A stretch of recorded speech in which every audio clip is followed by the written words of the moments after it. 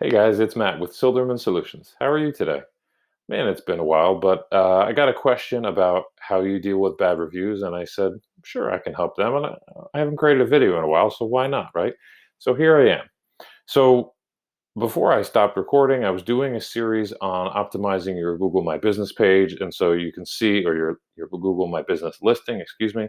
So you can see this is kind of what my listing looks like, and I have some of my example reviews to show you.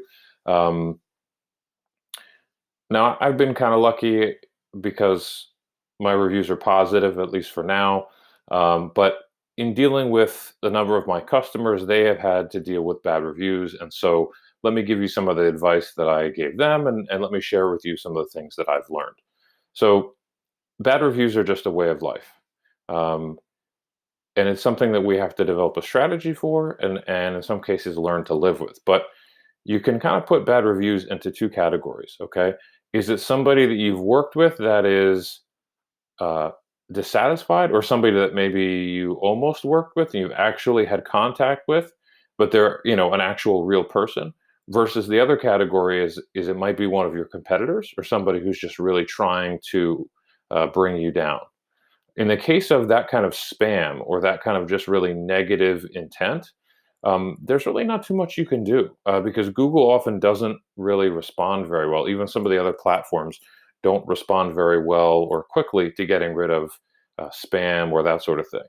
And they don't have a real easy way to prove that you never served that client, other than if they eventually figure out that it's a spam account, that it's doing it a lot, and when they cancel that account, then they can remove all of those bad reviews. But it can be very challenging to deal with something like that. In the case of a real negative review, listen, you could be doing a really good job, or your clients could be doing a really good job, but sometimes things don't work out. You rub somebody the wrong way, or they're generally not happy with something that happened.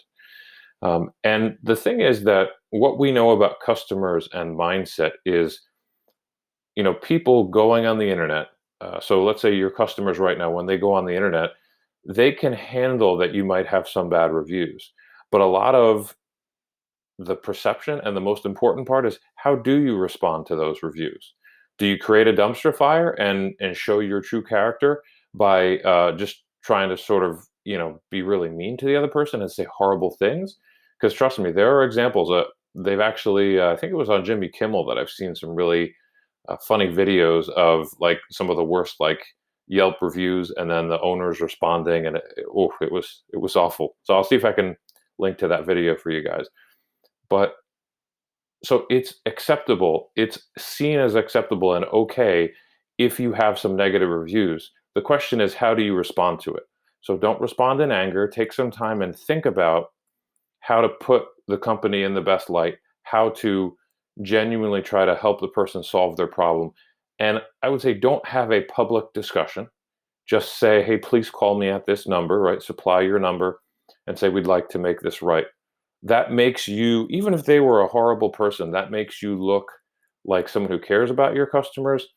And you don't have this public knockdown, drag out fight that can really cause a problem for your perception. Okay. Now, because we live in a world where these things happen and people make mistakes, and miscommunication happens, you have to kind of plan for negative reviews, right? So you want to be good at responding. You want to take those breaths that are needed to, not respond in a bad way. But the thing is, then you're still left with, a one-star review that pulls your average down. And so you have to have a strategy for how to get reviews from your clients and your customers that love you, so that it will balance out that one really awful review. Okay. Because you can have, 10 5-star reviews, and one-star review will really kind of pull you down. And in a game where, or in this game where it's just a few percentage points, someone might outrank you because they have more stars. It can become really important. Now, I'm not going to, in this video, cover a good review strategy for how to get reviews from your most loyal fans and customers and that sort of thing. Maybe in the next video. Okay. But I hope that was helpful. If you have any questions, please post below and I'll do my best to answer them. Okay, guys. Thanks for tuning in, and hopefully it won't be another year before I respond again. All right, take care, everybody.